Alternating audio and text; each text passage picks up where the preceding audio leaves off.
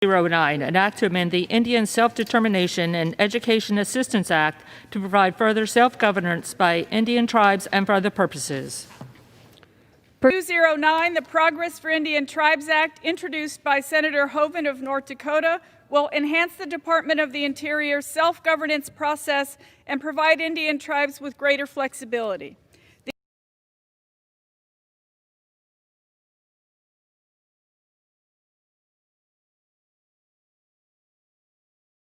And thanks for joining us today for our discussion of the recently enacted Progress for Indian Tribes Act.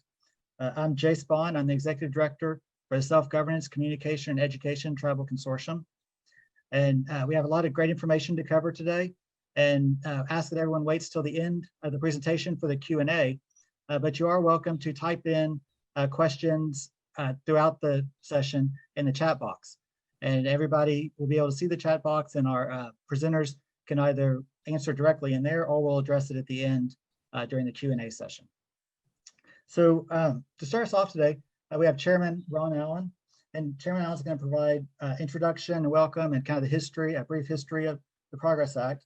Chairman Allen is the Tribal Chairman, CEO of Jamestown S'Klallam Tribe, as well as co-chair for the Tribal Self-Governance Title IV Task Force, the chair for the DOI Self-Governance Advisory Committee, and chairman of the board for SGCETC. I will then hear from Will Micklin and Melanie Forkiller on the benefits of Title IV amendments. Mr. Micklin is second vice president of the Central Council of the Tlingit and Haida Indian Tribes of Alaska Executive Council. He is also co-chair of the Tribal Self-Governance Title IV Task Force and CEO for the Iapai Band of Kumeyaay Indians. Melanie Forkiller is currently senior policy advisor at the Choctaw Nation of Oklahoma and serves as treasurer on the SGCETC Board of Directors. Following Chairman Allen, Will, and Melanie, we're then going to hear from Jeff Stromer. Jeff is partner at Hobbs, Strauss, Dean, and Walker, and he's going to provide a deeper dive into the Progress Act and let us know what passage of the act means for the future of self-governance at the Department of the Interior. So we really want to thank all the presenters today for taking the time to provide us with this important information, and extend an additional gratitude to the task force that really worked for well over a decade on making sure that this got passed and enacted. And so especially want to shout out to Jeff and Juliet Pittman, who were definitely instrumental, as well as all the tribal leaders and supporters of the act for their tireless efforts to make this passage a reality. So with that, I'll go ahead and turn it over to Chairman Allen. Well, thank you, Jay, and greetings, everybody, whether it's morning or afternoon, wherever you all are. It's an honor and a pleasure to be able to be on this Zoom call so that we can update everybody on where the self-governance movement is with regard to the Department of Interior. As we provide an update and a summary of the Title IV amendments that we're referring to as the Progress Act, it has been an amazing journey. One of which that we had many disappointments over that journey in each of the stops, each of the congressional session that we tried to get this legislation passed. When we decided that we needed to get Title IV at the same level and under the same kinds of conditions as Title V for IHS. We thought that that was going to be a fairly easy lift. We spent a number of years negotiating with the Department of Interior to sort things out with them to make sure that they were going to be okay with any legislation that we were going to advocate for. And that turned out, we thought that was going to be the harder lift of the journey, but as it turned out, we ended up having a more challenging one in Congress. And it seems like throughout this journey, we always seem to have come down to the end of the session. One session, we will get something through the Senate, and then we can't get it through the House. One session, we'd get it through the House, and we couldn't get it through the Senate. So it was always one reason or another, and we just seem to keep running into lots and lots of obstacles or just understandings of what we're trying to do to empower the tribes to be able to take control of our own destiny with regard to these very limited federal resources that we secure from the Department of Interior. It has been, the journey has been an interesting one, but Even though we experienced lots of disappointments, we were never discouraged. We just kept stepping back and just reassessing where we are. As Jay said, I definitely have a high appreciation for our team. The self-governance leadership and all the tech team has basically empowered our small negotiating team.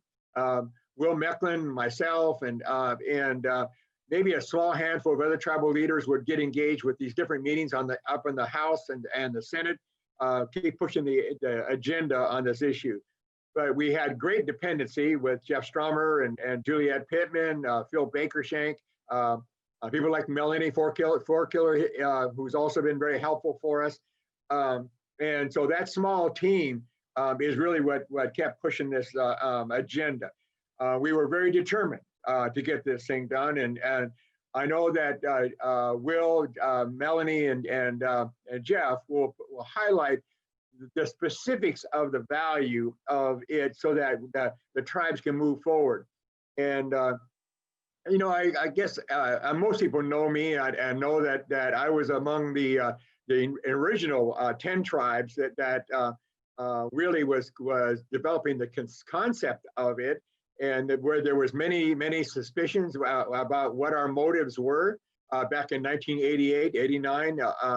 And then a small group of us, about 6 of us, actually moved forward. And there were still lots of suspicions out there. But a lot of these obstacles are really relative to were we going to unsettle the system, that the bureaucratic system that has developed its own standing as a, I guess, bureaucratic advocate for the tribe's agenda. And we were basically saying, we don't need you. That sophistication of our tribal leadership and tribal staff has grown so much over the last 30 plus years that we would tell people, we're a government like any other government in the family of American governments, and we know what's best for our community, driven by the priorities and values of each of our communities, as unique as every one of them were.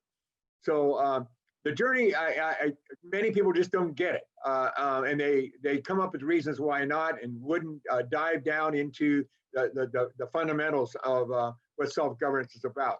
But we persisted. And I really raised my hands up to Congresswoman Deb Haaland, who picked up this charge when she became the second Indian woman in Congress, along with Congresswoman Davids, Sharice Davids. And but Deb just basically took it on and said that we're going to get this thing through. And she collaborated with Congressman Tom Cole and Mulholland out of Oklahoma. And we managed to drive this amendment through Congress and get it approved. So I just want to say that I was joking with everybody. The tribal leadership will never give me this assignment again, because we thought it was going to be a couple years, and it ended up being 15 plus years. But it is what it is. It's politics, and I think we made good progress. So I'm very excited about it. Our next step is going to be the rulemaking. So that unfortunately will be another journey for us. So we need to do that. And I do want to put in a plug here. Danny Jordan out of Hoopa tribe was always about self-governance needs to go throughout the whole federal system. So this is a meaningful step in that direction, so that it's a full meal deal, so to speak, for self-governance in all the federal departments and agencies. So with that, I'll turn it back to Jay. I see Will Mecklin is here, and thank you, Will. You've been a great partner here in championing this new movement and elevation of the self-governance initiative for tribes. Jay, back to you. Great. Thank you so much, Chairman Allen. And so, Will joined us a little bit after I did the introduction. So just as a reminder for everybody, Mr. Mecklin is second vice president of the Central Council of the Tlingit and Haida Indian Tribes of Alaska Executive Council, co-chair of the Tribal Self-Governance Title IV Task Force, and CEO for the Iapai Band of Kumeyaay Indians. And Will is going to give us a little information about the act and kind of the benefits for tribes from these amendments. So Mr. Mecklin, I'll turn it over to you. Thank you, Jay. Sorry for getting on late. But yeah, just sort of follow Ron. I'll follow Ron, excuse me, Ron, who should take no discredit, but great credit for carrying this to completion, to the enactment of the amendment. This Title IV amendment began in 1994. I know I talked about in my paper that I submitted the 108th Congress. We're now in the 116th Congress. But the first step in 94 began with the revisions to Title IV in 1994, which in its application exposed certain deficiencies within Title IV that were only known when we started using it. And that's when the effort began. I'll also offer a quote back to Joe Dela Cruz, who was one of the founders. I remember walking in the one of the House offices, and Phil Baker Shank, Holland and Knight, one of our attorneys, pointed to a room where all this really began with a bunch of meetings, including Joe Dela Cruz, Ed Thomas, longtime president at Central Council, Clinton Haida. But Joe Dela Cruz said, "No right is more sacred to a nation, to a people, than the right to freely determine its social, economic, political, and cultural future without external interference. The fullest expression of this right occurs when a nation freely governs itself. We call the exercise of this right self-determination. The practice of this right is self-governance." So I would just like to emphasize on my part that often we talk about treaty rights, which are, of course, the highest priority. We talk about the UN Declaration on the Rights of Indigenous Peoples. We talk about a lot of things, but at the end of the day, it's how you govern your people, and the right to stand in the shoes of the decision maker is most important. That's what self-determination and self-governance provides us. We are, albeit slowly, working our way to concessions from our federal trustee that allows us to govern our own communities, using those funds appropriated under our discretion. So with that, there's a long history of self-determination. It's interesting that President Nixon and President Bush were integral to moving along the Self-Determination Act and then the Self-Governance Act and improvements under it. President Clinton was in office when the Title IV revision was adopted.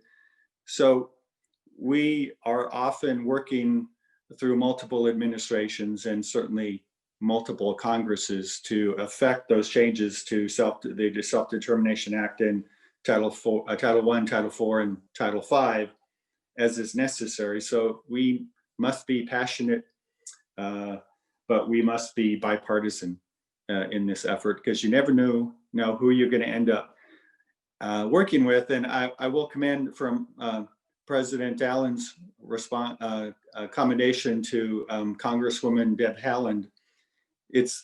I think I have not heard of, perhaps you have,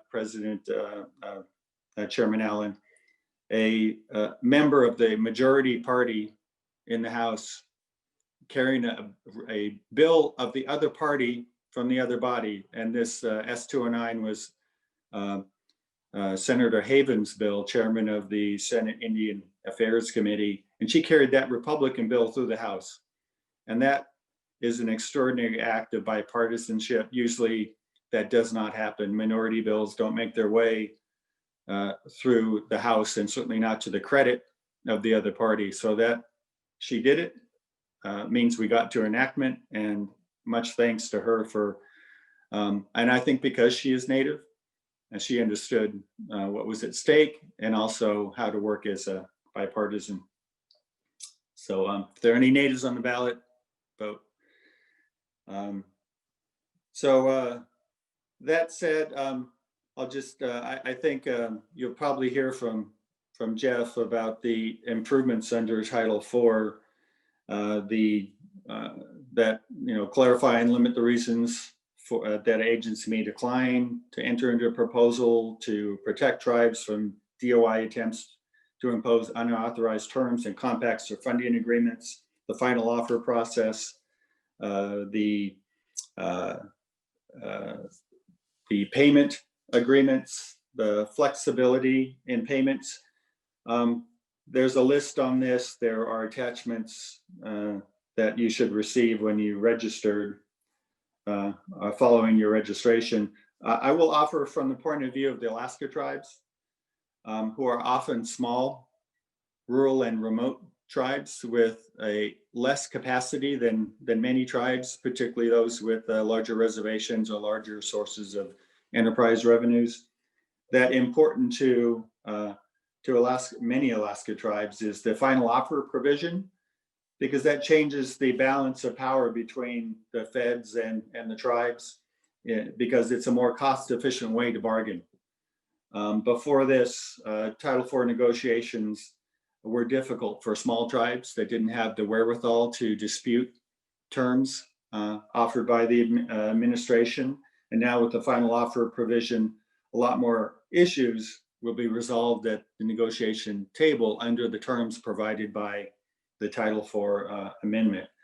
The administrative cost efficiencies in the new law are a big impact, again, on smaller scale tribes in Alaska, where the administrative costs and challenges are high. Oftentimes, even the small and needy supplement barely provides for one or a couple of FTEs in the tribal administration. So the more we can do to relieve the cost burden in just getting to go on these funding agreements and compacts is very important for these tribes. And particularly the increased flexibility in program delivery in the new law means that most of the smaller scale tribes in Alaska who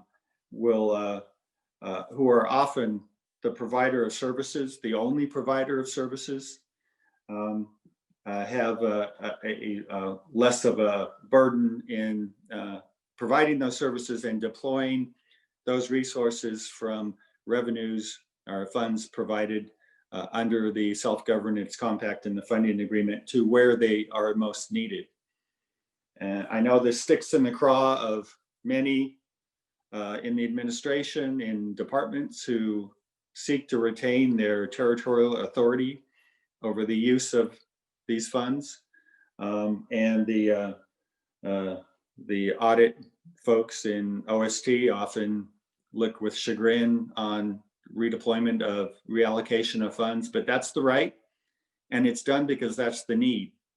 And those at the ground level who best know our people and best know the needs should be the ones making those decisions. And we do so under the law, and the Title IV amendment makes it easier for us. So I'll just finish by just looking to the rulemaking for regulations. We all know that good bills have been passed, like the 477 bill and the Indian Trust Asset Reform Act, and we've had challenges in getting the administration to actually make rules for the application of those acts. And so that's going to be challenges, Chairman Allen noted, and I think you'll see artifacts of that struggle in the Title IV bill, in the savings clause in section 101, where the savings clause means that whatever applied on the day before the enactment of the bill applies on the day after. And that was a struggle with non-BA programs, with the potential implication on water settlements and the potential for expansion beyond mandatory programs. So, and carryover of funds, inherent federal function, the reports question are all things that I think will arise in the rulemaking process. So I'll just conclude by that's the next task, and hopefully we can recruit Chairman Allen to lead the charge on the regulatory process for the Progress Act. it's an essential one where we need to actually get it into effect. So once again, Chairman Allen, Jeff Stromer, Phil Bakershank, Danny Jordan, all those that were deeply involved, and particularly Jay and Pitt, the staff at Self-Governance Advisory Committee are responsible for this. And the last thing I'll say is I would particularly, for anyone interested, look to Jeff Stromer's paper, The History, Status, and Future of Tribal Self-Governance on the Indian Self-Determination Education Assistance Act, published in 2013 with co-author Stephen Osborne. Jeff, that's a remarkable, insightful paper on self-governance. It portends in 2015 what happened in 2020, and that gives you a full, in-depth view of self-determination and self-governance. I recommend that for everyone's reading. Thank you. Great. Thank you so much, Mr. Micklem. I do want to tell everybody that after this session, we will put this online, the full recording, and all the documents that were sent out in emails. If you didn't receive them, they will be put online, as well as the article from Jeff Stromer will include that as well.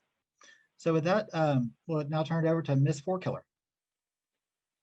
Thank you so much, Jay. Thank you, Chairman, Vice President, for your good remarks. And I want to add my voice to thanking those that have persevered over the years, because it's been a long, hard road, and sometimes not a very positive outlook at 1 year or to the next that we kept promoting this legislation. Many of my comments are going to be very similar, because this goes down to the ability to self-govern. So that means the freedom to govern without interference from anyone, from any other government, from any bureaucrats.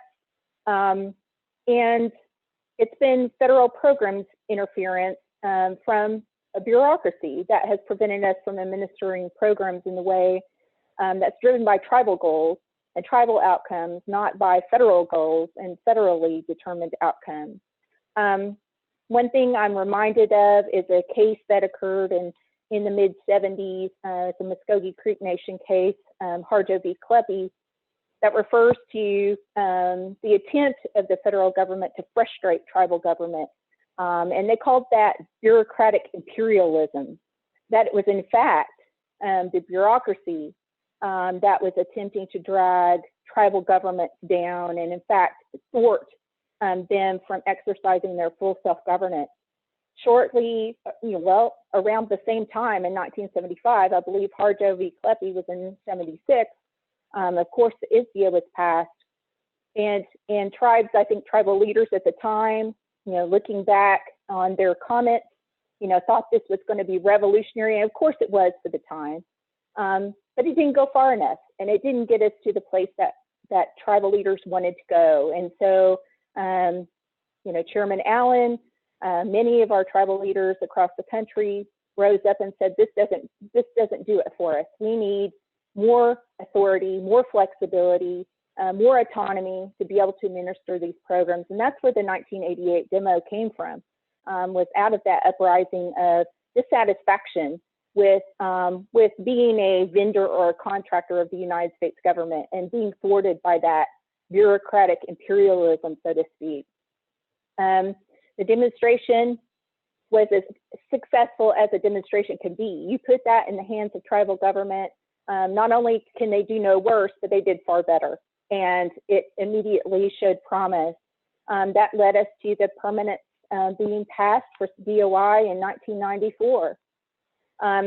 Shortly thereafter, of course, we did rulemaking. And around that time, I was involved in tribal government and attended many of these national meetings we had discussing how the rulemaking was going.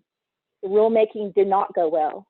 It was not, didn't have the total outcome that tribal leaders thought it should have and land in a place that we thought it should land in. We, had to move forward, had to continue. The law itself, could have been stronger, and Jeff's going to articulate how it is stronger now with the passage of the Progress Act. But after the rules were enacted or passed, then shortly after that, we had IHS permanence of self-governance in 2000. And that really showed us, what the law could be, that it could be improved upon much more. And it really showed us that we needed consistency with some of the advances we had made from 94 to 2000. And that really, embarked on this effort to that you have seen, and the perseverance of tribal leaders to really hang in there to make sure that this ultimately got passed. So I really give credit to those that have hung in each and every year. Jeff, Chairman, Vice President, and others, each time getting it introduced, and then, you have hope, and then, it didn't happen that year, and then having to go back and really do it all again. And that really takes a lot of fortitude. And so that's what it takes sometimes to get these kinds of movements happening. So the benefits, I would say, in terms of existing self-governance tribes, I would say, well, and maybe first self-governance tribes as well, would be in the negotiation process, and the Vice President touched on this. It really tilts the leverage. Before this, the leverage has all been on the side of the federal government in the negotiations process for self-governance. In other words, if you don't come to an agreement, then you simply don't have an agreement, and you don't get funded. You don't have a program if you are unable to reach an agreement. There was no final offer process. There was no ability to fall back on a previously negotiated agreement. So at any point that the Bureau or the department wanted to introduce new language that you simply could not abide by, you had two choices. Either you just take the language and make the best of it, try to negotiate it if you can, but typically you could not. And if you wanted to continue in self-governance, you included the language in your agreement. Those days are gone. Those days are simply gone. And I'm really pleased that the leverage is now more even-handedly between the tribal negotiators, the tribal leaders, and the federal negotiators on the federal side. So I too look forward to negotiated rulemaking. I think it's going to be important in terms of how the statute's interpreted and implemented. I think it's key that we have the chairman lead that effort. I agree with that entirely. But also that we look towards, having our best and brightest on that team, as well as articulating those rules in such a way that they can't be misconstrued. That there can be no misunderstanding in terms of what the tribal leaders like to see in the outcome and implementation of this legislation. So congratulations to everyone. And with that, Jay, I'll turn it back to you. Great. Thank you so much, Melanie. And Chairman, I think I've heard a nomination and a second to that nomination.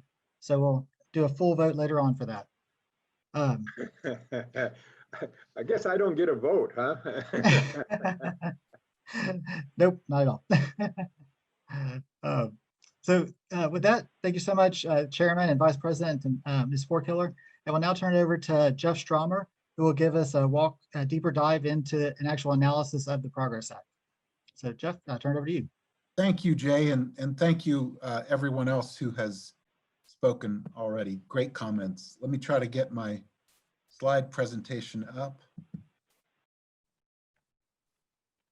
Is that working for everybody? Can you all see the slides? Yes. Okay, great. Thank you, Jay. It has been an adventure. Let me put it to you that way. Close to 18 years worth of effort, stop and go, as Mel and others have already said, but it is gratifying to be where we are today. As you all know, on October the 21st, on the last day that he could have done it, President Trump signed the Progress Act into law. This has been a top legislative priority for self-governance tribes for about 18 years, really almost immediately after Title V was passed in 2000, tribal leaders and others understood that that was a much better version of a permanent self-governance program, and we needed to start working on Title IV to bring it up to par with Title V.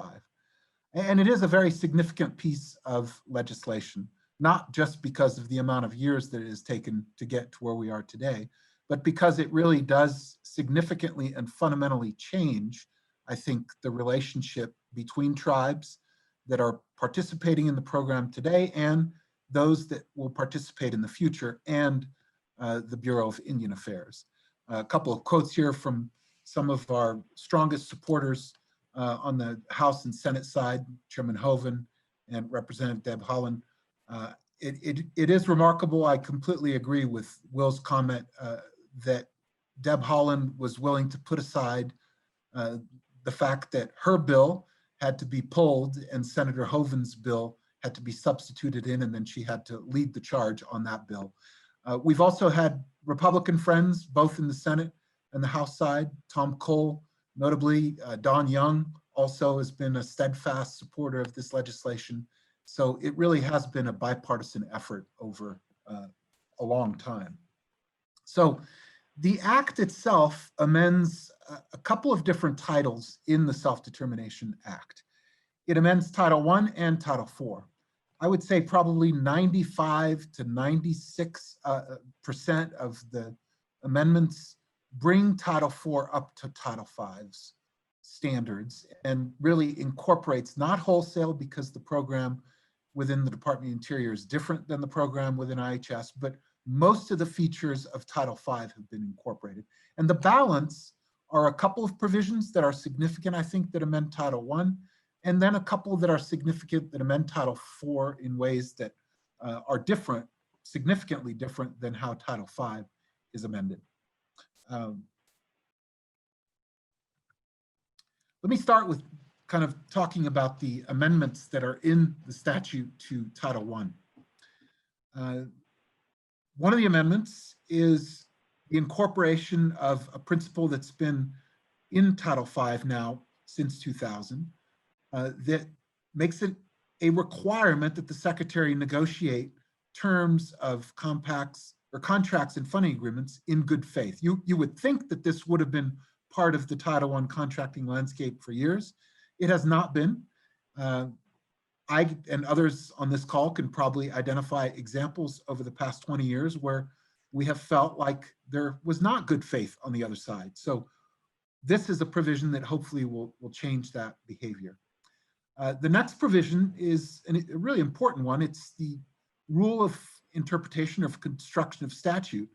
And it incorporates, finally in Title I, a provision that has been very useful actually for tribes under Title V, and it requires that all of the provisions of the statute as well as of a contract and funding agreement be construed liberally for the benefit of participating tribes and any ambiguity resolved in their favors.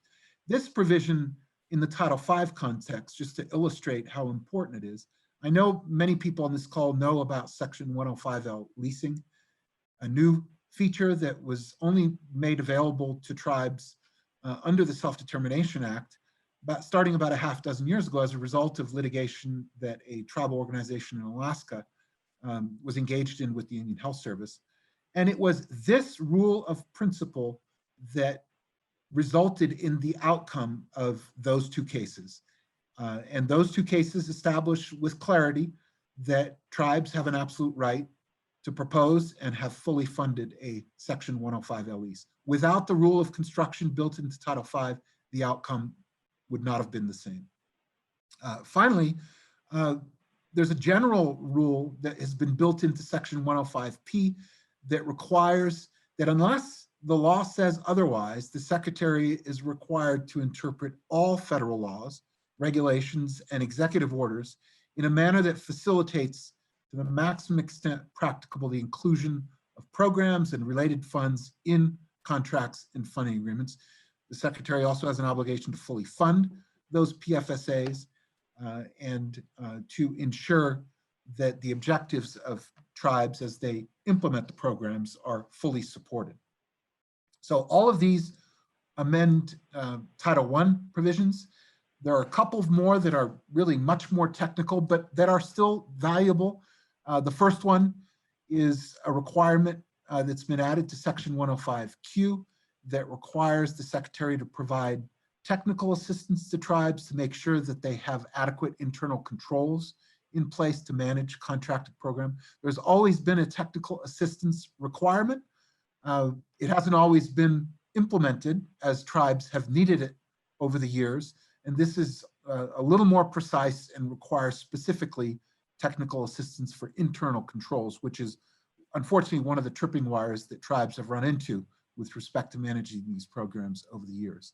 And finally, Section 106A23 incorporates for Title I contracting tribes a provision that's applied to Title V for some years, and it makes clear that not less than 50% of the expenses for additional administrative or other expenses incurred by the governing body of the tribe and overhead expenses incurred by the tribal contractor are recoverable, are reasonable and allowable expenditures to make. Title IV really, though, is the portion of the statute that has been the most affected by these amendments. And in many respects, what was done is a complete overhaul of Title IV. So I'm not going to go line item by line item because that would take too long, and most people on this call's eyeballs would probably roll to the top of their head. So I'm just going to focus in on what I think are some of the more important ones. Implementation of these provisions, by the way, is immediate. There's a rulemaking process that will result in the existing Title IV rules being modified. But until that process unfolds, tribes still have the right to immediately seek the benefits of these statutory provisions. They don't have to wait until the rulemaking process is done. So a couple of what I think are key provisions in the Progress Act. First of all, we spent an untold amount of hours in the rulemaking process trying to define terms, inherent federal functions, tribal shares. And for the most part, the definitions that are included in the regulations were really not satisfactory to tribal leaders and tribal advocates who were involved in the rulemaking process that was triggered in 1994. So this time the statute defines inherent federal function and it defines tribal share. A couple of other requirements that are built in, kind of fundamental requirements. It requires the Secretary to negotiate compacts and funding agreements in good faith, very similar to the provision I just talked about in Title I. And it has been in place now in Title V, and I think tribes on the whole have found it to be a helpful tool to be able to remind negotiators on the other side of the table when we reach impasses in those negotiations. Perhaps one of the most important set of provisions deal with the final offer process and timelines. You've heard a couple of speakers already address those, but these really are critical because the 1994 version of Title IV did not include a declination process or a final process. There was a less than satisfactory kind of bootstrapping of the declination process and timelines that apply to Title I into Title IV agreements. But that is an imperfect model as well. And the Title V final offer model is, I think, from the tribal perspective, a much better model. It has tighter timelines, first of all. Under Title I, the declination process is 90 days. Under Title V, the final offer process has 45 days. Here, this language is still tight enough. It's 60 days, so it's not exactly like Title V, but it will result in decisions being issued fairly quickly. It also finally includes the standards that ought to apply to these decisions. And the standards are essentially the same standards that apply to Title V. The bar is higher for the department to reject a final offer under Title IV than certainly the bar is for the Secretary to decline a proposal under Title I. So the limited reasons that are set out in the statute are really quite comparable to the limited reasons that apply to Title V. And those tighter grounds for rejecting a final offer on the Title V side have resulted in a different kind of landscape with respect to tribal rights on implementing the various aspects of the statute, because the standard is so high for the departments to meet to reject a final offer. It also includes provisions that prevents the Secretary from unilaterally requiring self-governance tribes to agree to terms in a compact or in funding agreements. I know all of us have run into this issue now for decades with the Bureau of Indian Affairs and the Office of Self-Governance. This provision should bring an end to that. There is no unilateral right to force a tribe to agree to language. And if a tribe disagrees, it does, as Mel described, now have options. And submitting a final offer is the option that it has to force the department to justify under the statute the basis for requiring the language. If the language that's being required is required by law, then the Secretary can still prevail and force the tribe to agree to the language. But for the most part, over the past 10, 15 years, many of those proposed amendments are not required by law. And I think many of them, if they're subject to final offers, are simply not going to end up in tribes being forced to agree to those terms. Finally, if a tribe does not get the decision from the final offer process that the tribe believes is correct under the law, it gives a clear path for tribes to challenge that decision. It can challenge it administratively. It can also challenge it by going directly to federal court. The burden of proof is established, same one that applies under Title V. The Secretary has the burden of proving that the basis for rejecting the final offer is in fact consistent with the statutory limited grounds that are available to the Secretary to reject final offers. There are also other non-final offer provisions, though, that are very important. First of all, the oversight roles of the Secretary with respect to construction projects in particular, but in other ways as well, have been clarified. And really, in the construction environment, the Secretary's role is limited to make sure that there's fiscal prudence so that the money is being spent appropriately in accordance with the statute, and that public safety measures are being undertaken appropriately.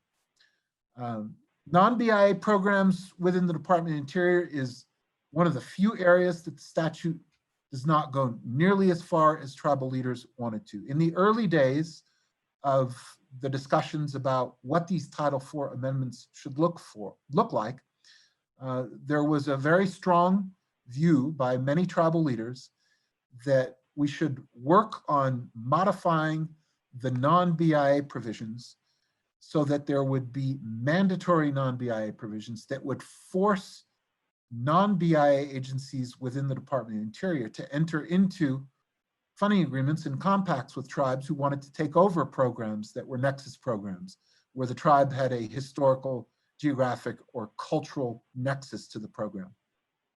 There was an enormous amount of resistance by non-BIA agencies and others to that idea, and unfortunately, that idea had to be set aside for the time being, with the overall goal being initially to try to bring Title IV up to Title V's standards with respect to all of the BIA programs and the few programs that non-BIA agencies carry out for the benefit of Indians were being carried out under Title IV.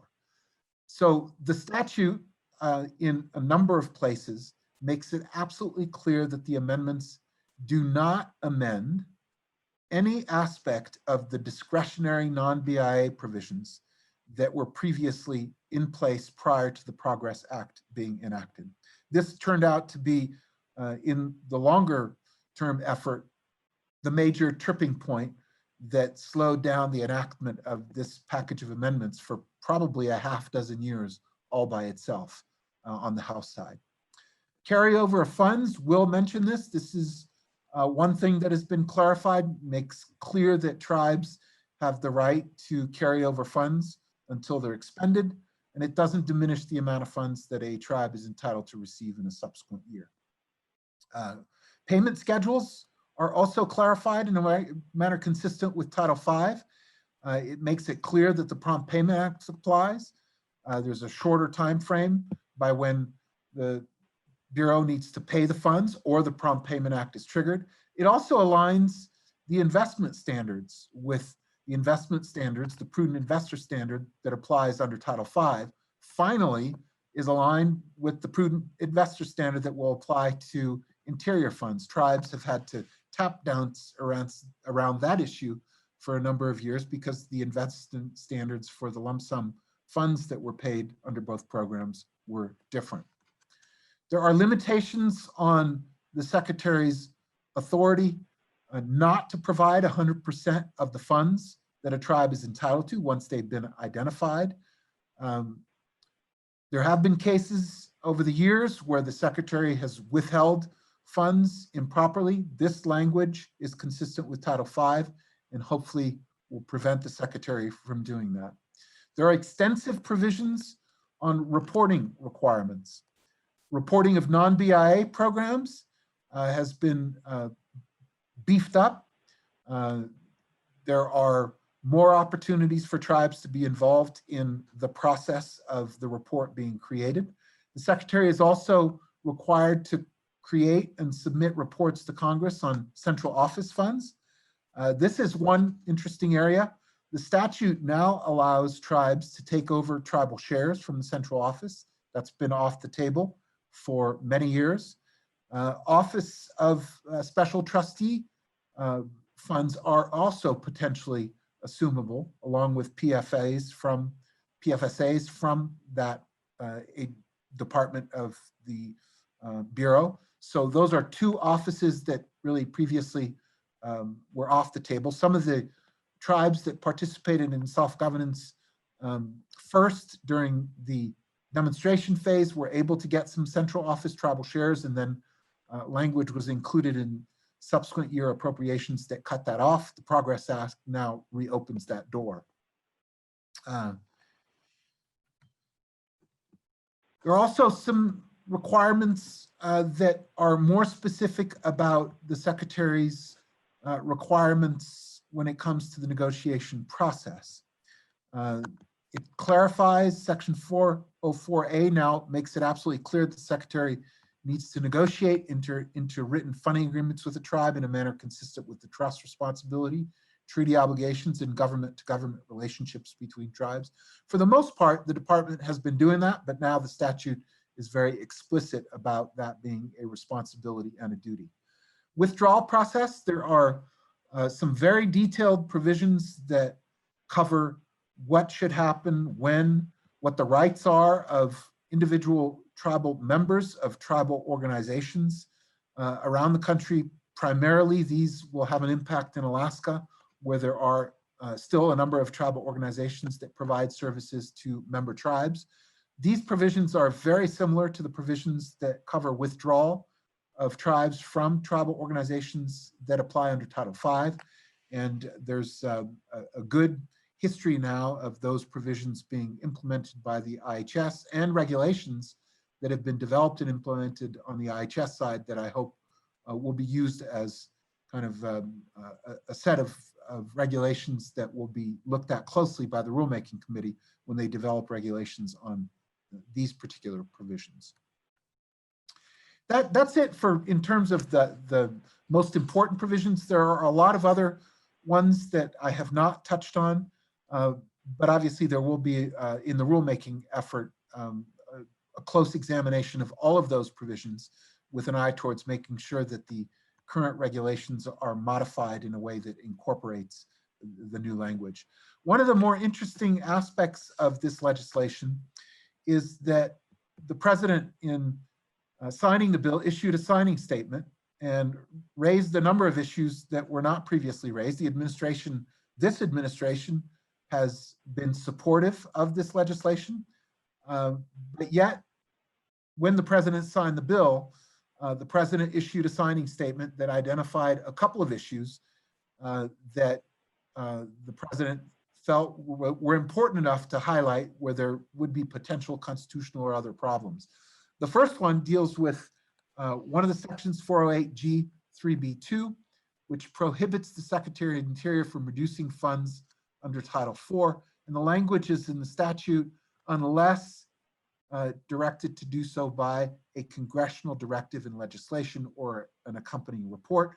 And the signing statement simply makes the point that while this is consistent language with Title V, which it is, it's identical, the Secretary and the administration reserves the right to ignore any directive in an accompanying report. That is a statement of what the law is. Curiously, decades ago, it really was the administration or the executive branch that pursued and argued that this language should be in place because they wanted more limitations on their flexibility. The Trump administration is taking a different perspective, but it's not inconsistent with the law. They will take a look at report language, and if they disagree with it, they don't have to follow it. They better have good reasons for not following it, but the statutory language is what they're actually bound by. The other, a second one is the new provision in 105P that applies the rule of interpretation in favor of tribes that I talked about earlier. The statement says that this provision cannot itself amend or change the meaning of an executive order any more than an executive order can amend or change the meaning of a statute. Well, it's a correct statement, and it doesn't dilute or detract at all from the provision in the statute. It has more to do with a reflection of an administration that has had to issue a lot of executive orders because it's unable to get legislation through Congress. And the only way it can pursue its agenda is through executive orders. And I think this is more a statement reflecting that they want to preserve the integrity of the executive orders that they issue in so much as they can. But there's nothing in the statement that really is different than what the law otherwise already provides. Finally, Section 407 negates the application of any law or regulation pertaining to federal procurement, including executive orders to construction programs carried out under Title IV. And the signing statement says that this does not rescind or direct the withdrawal of any executive orders. It's the same issue I just talked about with respect to trying to preserve their position across the board on the importance of and the legal propriety and enforceability of executive orders. There's nothing in the statement that's incorrect, but there's also nothing in the statute that interferes with the president's ability to issue executive orders. So as a whole, I didn't find any of these three issues that were raised in the president's signing statement to be of anything, frankly, of much concern with respect to the implementation of, the provisions in the statute. Let me talk very briefly, just to close this out, about the negotiated rulemaking process. 90 days from the date of enactment, the Secretary of the Interior is supposed to initiate the rulemaking. I presume, and I know Sherry is on the call and others from the department are on the call, so I presume that the department is actively contemplating this provision and that it intends to consult with tribal leaders about how tribal leaders would like the negotiated rulemaking committee to be set up. The statute requires that the committee be comprised of federal and tribal representatives. I'm assuming the department will make sure that that happens and that nomination and appointment of tribal representatives will be solicited. The rulemaking process that happened when the 1994 version of Title IV was enacted was a perfect example of how a rulemaking process should not unfold. That process took close to 7 years. It was hijacked to a large degree by non-BIA representatives who were concerned about the impact of regulations that, for the most part, really only addressed the implementation of the program within the BIA on their non-BIA programs, both in the short and long term. I hope that the administration takes the necessary steps to make sure that that kind of a process does not unfold here, and that the statutory timelines by when the rules need to be promulgated is followed. We may have some issues. There may be a change in administration. There may not be. If there is, there may be some issues having to do with delay, just like what happened with the self-governance program regulation process within the Department of the Interior. And obviously, we'll have to account for that. But 21 months to publish regulations should be plenty of time. We already have a set of regulations in place, and it's not a question of necessarily reinventing the wheel.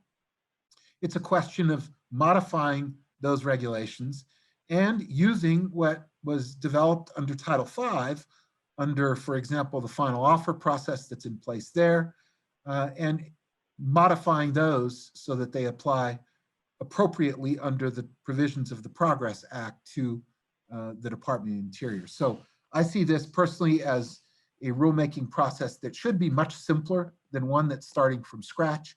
And I hope the department works to making sure that the membership of the rulemaking committee doesn't allow for the hijacking of the process like happened in 1994. That's it. I've concluded my comments here. I want to thank everybody, Chairman Allen, Vice President Micklin, and Jay and Pitt and Phil and everybody else who worked on this over the years. The team has been small but mighty, and really I think the enactment of this statute reflects the good things that can happen when all of us really work together and put our minds to getting something achieved that is difficult to achieve. So I'll stop here. Thank you very much. Great. Thank you so much, Jeff. We did have a question about the last date. It says, was the last date supposed to be July 21st, 2022? Jeff, I think that's maybe in your PowerPoint.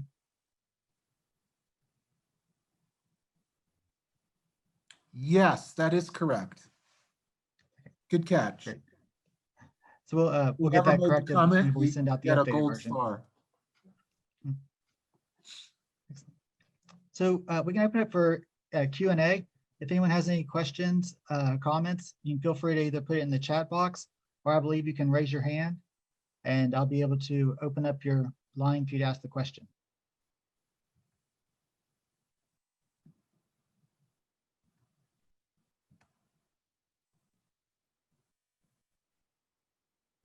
I don't see any questions yet. Well, while we're waiting, I just want to say nice job, Will, Jeff, and Melanie.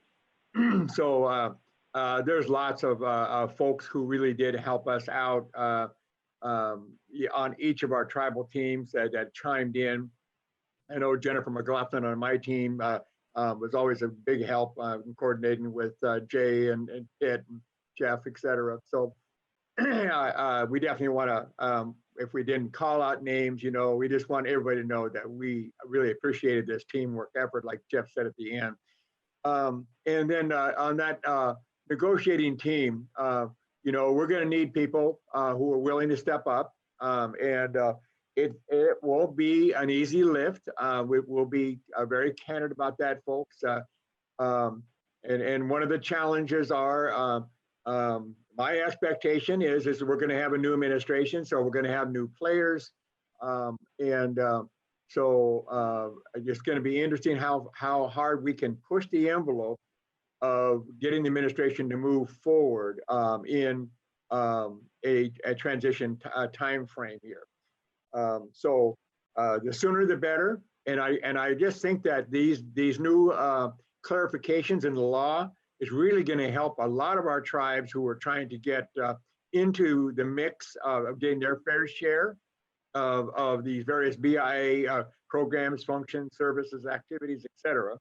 And so it's going to really be a big win for us on the BIA side.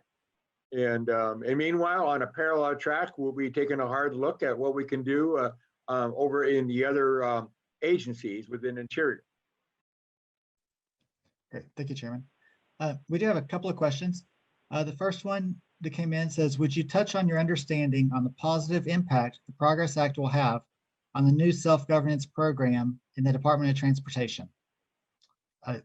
Any volunteers on taking a stab at that one? I'm happy to make a few comments. I mean, I'm not sure it's going to have a direct impact, first of all, because the Progress Act really amends Title I and Title IV. It will have an impact on the IHS side of things through Title I.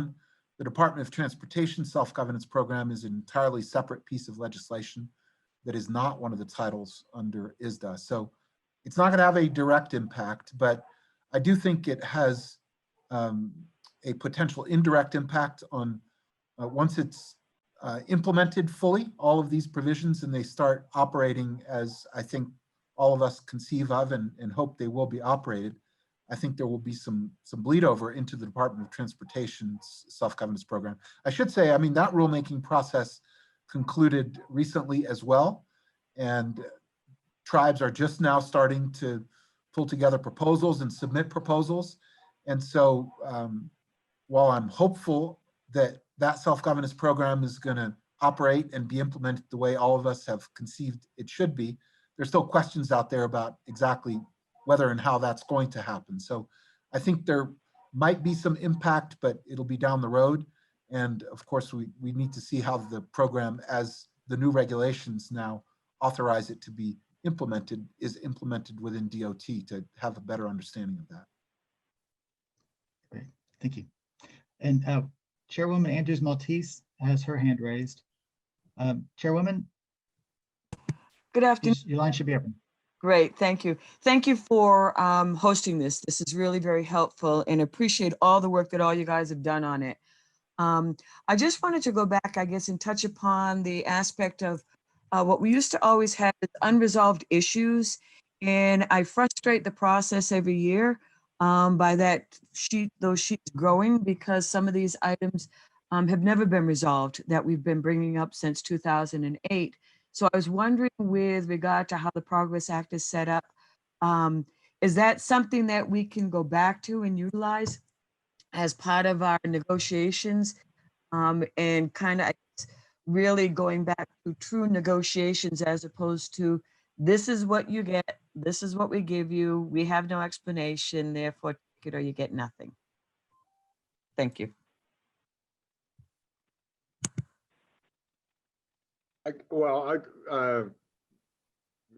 Jeff or Will might have some thought, including Melanie, on that point, Cheryl. First things first, the law's passed. The law provides some clear instructions, okay, regardless of whether or not you have regulations or not. So I think to your question, is this going to be helpful? I think the answer is yes. It is going to be helpful.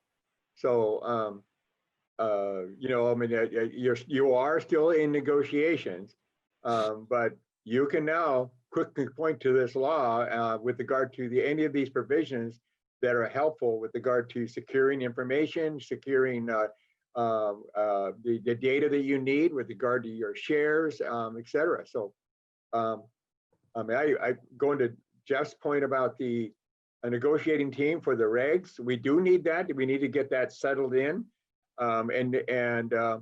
It's a big deal. If I might pause on it for a second, we want to make sure that we're careful that the department doesn't try to reinterpret what the law intended. And that is a typical problem we have with negotiated rulemaking.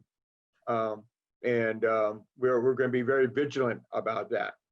But I think that this is already going to be of great value to you and to many others as brother and sister tribes who are out there. They've been in negotiation. I see one of the questions is upcoming renegotiations. So it should be helpful. And maybe some of my other panelists have other thoughts about that question.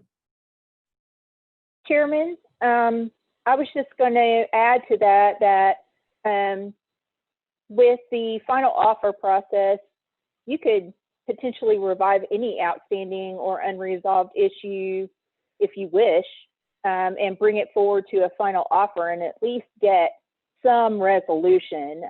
And there would be parameters around that they would have to deny such a final offer. So at least you would have some structure around that and the ability with these amendments to move that forward. Excellent. Yeah, I think that's exactly right. And I see some questions having to do with the guidance itself. I think the statute changes that landscape dramatically. I mean, the guidance, the OSG can still produce whatever guidance it wants, but it's an internal document to the agency, and tribes are not required to agree to provisions that they don't believe they're required and don't want to comply with. And if you reach that disagreement, you submit a final offer. That's the whole point behind the final offer. It is a balance of power changing mechanism that has resulted on the health side in, frankly, the IHS not being nearly as forceful about trying to force provisions that they know are not required by law onto tribes. And so we now have those tools available to basically tell, if for those tribes that want to, take that position, they now have the legal tools available to be able to take that position and take it forcibly, because the final offer is really structured in a way that is favorable to tribes challenging those kinds of positions. Well, if I'm add to Jeff's point, I know Sherry Freeman's in the audience here. My understanding is the guidance, current guidance, is driven by what was the existing law, and where they felt that they were hemmed in on the interpretation of the guidance. Now this law amends that law. I'm assuming that Sherry and her team are going to step back and take another look at that guidance, and now most likely have to amend it to make it more favorable. Going to Jeff's last point.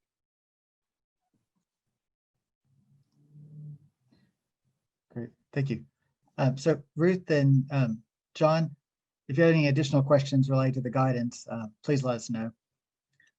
So here's a question that, how would you advise tribes in negotiating or renegotiating funding agreements with the BIA, especially FAs set to expire at the end of this calendar year?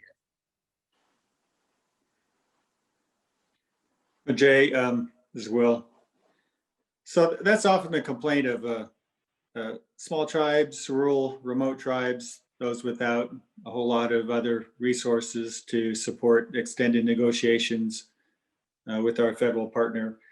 And assuming that the rulemaking goes well, but let's just assume that the purpose and intent of the Progress Act is maintained and not reinterpreted. I would look to the limitations on the authority of the secretary, those provisions, and the final offer provisions, such that in negotiations, a tribe would stake out its preferred terms and conditions for what they believe is a reasonable and fair offer, and then push those, and with the intent of exercising those provisions that would cause the secretary, if opposed to the tribe's position, to have to make a case by the standard of evidence in the bill in order to prevail over the tribe's position. So this is, I believe, very important, that the balance of power is shifted so that the tribe, if it makes a legal and reasonable offer, in their view, puts the burden of proof on the secretary and his representatives to disprove the tribe's position. So it's a much stronger bargaining position. I would think that our federal partners would be cautioned by the language of the bill even before the rulemaking process is complete, and recognize that they no longer have the momentum or the discretion to impose their view on a tribe that strongly supports funding, the funding agreement and the compact agreements that they feel supports their community. And I don't think you need legal expertise like Jeff to support that. I think it's a reasonable argument that can be maintained with the with the capacity of most tribes, even though they have a small capacity.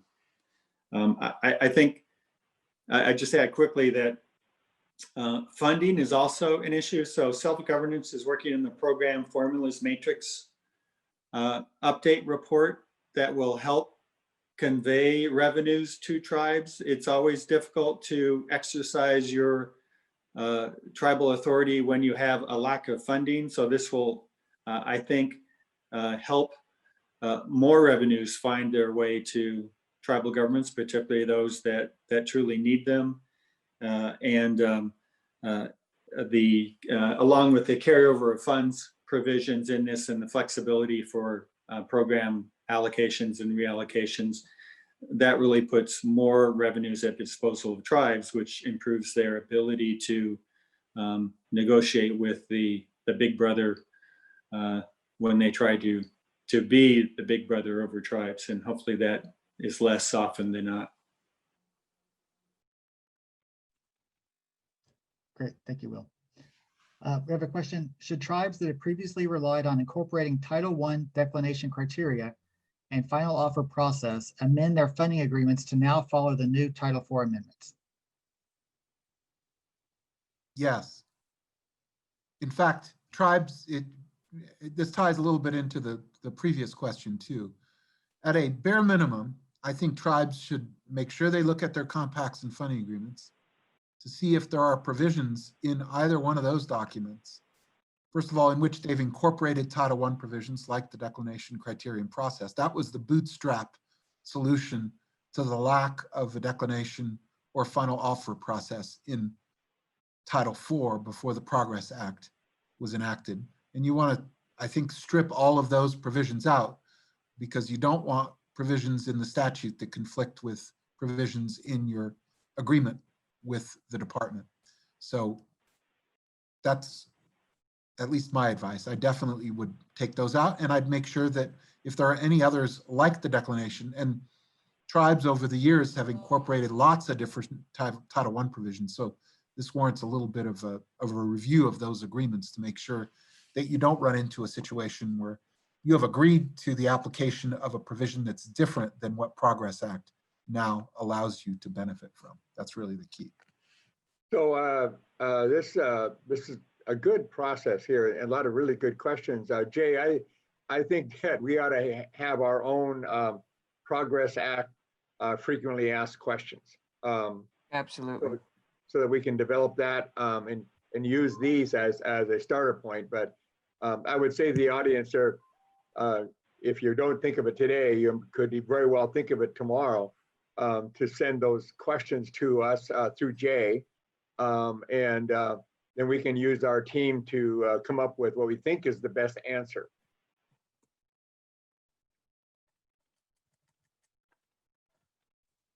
Absolutely. Yeah, we'll get started. I'm putting my email address in the chat box. So any additional questions that folks think of later on, you can send them to me and we'll get that page set up. Any additional questions or comments anybody would like to make? Feel free to raise your hand or type something in the chat box. And I would like to say this is, kind of our first webinar on the Progress Act, and because it was just enacted. And so this is an introduction to the changes, but we definitely will, work with Department of Interior and Chairman Allen and SGAC moving forward to see, if we need additional webinars in the future, particularly whenever decisions start being made about the negotiated rulemaking process and the committee. We'll make sure to keep everyone updated on those steps moving forward. So there was a question earlier in the chat box about who makes the selection of the tribal leadership. And Jeff, maybe you or Mel, you might remind me. I think we had a broad set of recommendations from the 12 regions, or at least the regions that had self-governance tribes in them.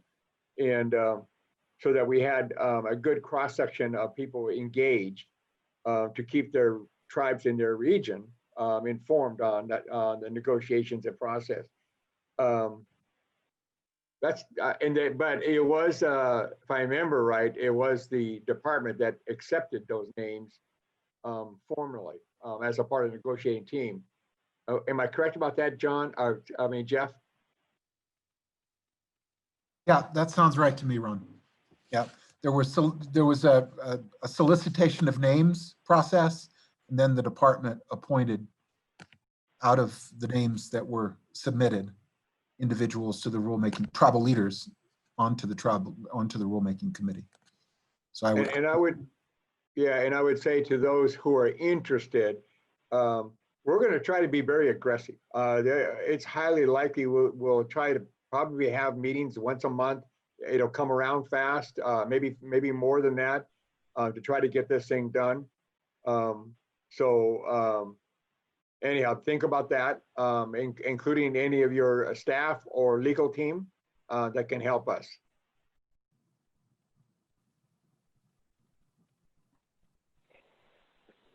Hello, Jay. This is Melanie. While we're waiting for any final questions, we sort of touched on this issue, but I thought maybe the panelists could expand upon it. To the extent that the statute would be self-executing before we have regulations, and people are in the middle of negotiations right now, do they go ahead and fully move forward with, with the statute language as it is without the benefit of regulations?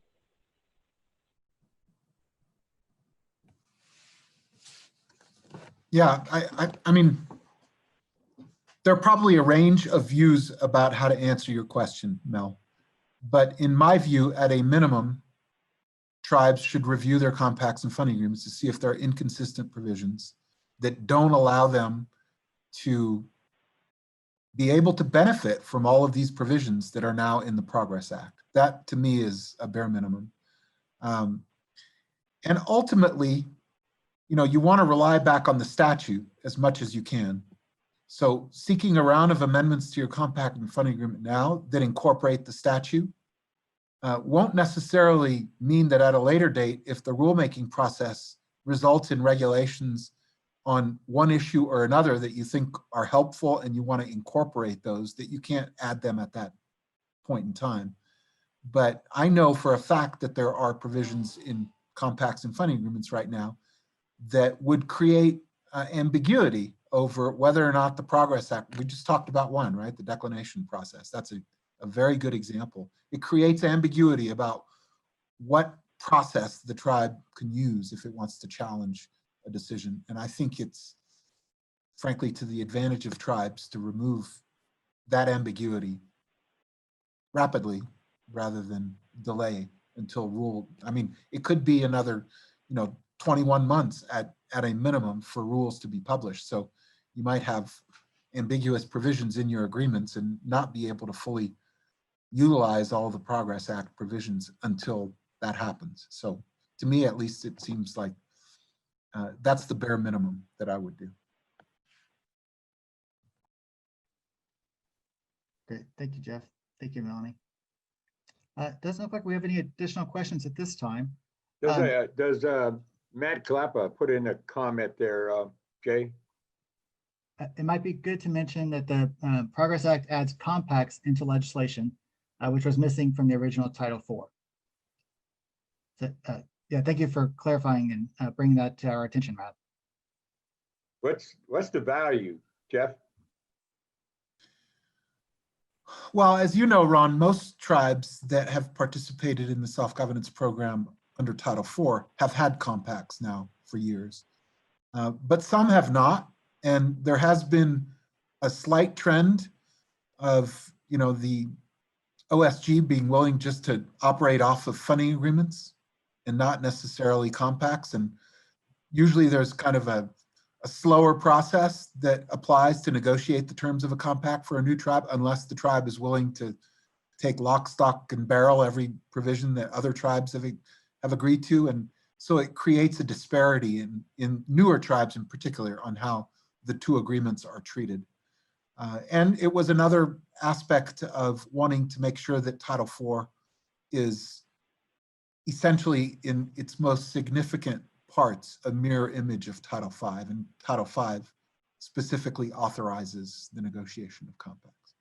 Yeah, from my perspective, the compacts reaffirm our unique sovereign status as governments. It's the basis for the funding agreement. The funding agreement just happens to be the legal vehicle where the money's transferred, but the obligations of the federal government to our governments is in the compact. So it's a bit of a housekeeping. So if tribes are out there thinking, I don't want to spend any time on that, I would encourage you to get that done. If it's not done in your backyard. But I appreciate Matt raising that point to remind people, get the compacts done and then move on to the funding agreement where rubber hits the road in terms of actual resources coming to your community.